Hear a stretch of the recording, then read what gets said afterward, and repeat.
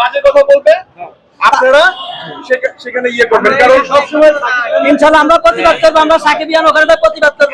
আমি জাস্ট আপনাদের একটা কথা বলে শেষ করতে চাই, সেটা হচ্ছে মুম্বাইয়ে মানে বলিউডে অমিতাভ বচ্চন আছে, আবার রণবীর কাপুর আছে। আমার কাছে অনেক বেস্ট মনে হয় রণবীর কাপুর।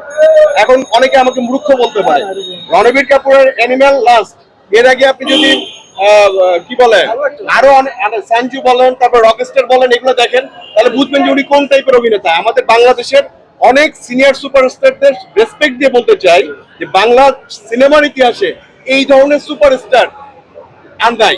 আর সব থেকে বড় কথা হচ্ছে ওনার একটা ফ্যান বেজ আছে সাকিবিয়ান। এখন বলতে পারেন যে ভাই অমিতাভ বচ্চনের ফ্যান বেজ আছে, হ্যাঁ অমিতাভ বচ্চনের ছবি শাহরুখ খান সিনেমা দেখে এবং সালমান খানও দেখে, কিন্তু সাকিবিয়ানদের নেগেটিভ পজিটিভ যাই বলেন ওনারা সাকিবিয়ানরা সাকিব ভাইকে নিয়ে পড়ে থাকে, এটা আবার পজিটিভ। আমরা ইন্ডিয়ার যে অনেক পরিচালক বলেছে যে সাকিব খানের ভিতরে সালমান খান, আমির খান, মানে সব ধরনের উনি আমার মনে হয় ওয়ার্ল্ডের ভিতর সবথেকে সুদর্শন হয়, সেটা তো আই এম রাইট। ওয়ার্ল্ডের ভিতরে সবকিছু পাওয়া যায়, সবকিছু পাওয়া যায় এবং এইটা নিয়ে উনি অনেক দূর আগে যাবে ইনশাল্লাহ। মাত্র শুরু হলো প্যান ইন্ডিয়ান, এরপরে কোথায় কোথায় যায় চিন্তা করে দেখেন। এবং সব থেকে মজার ব্যাপারে হিন্দি তামিল ভাষায় আমাদের সুপারস্টার, আমাদের মেগাস্টারের সিনেমা, একবার একটু চিন্তা করেন। ধন্যবাদ, ভালো থাকবেন।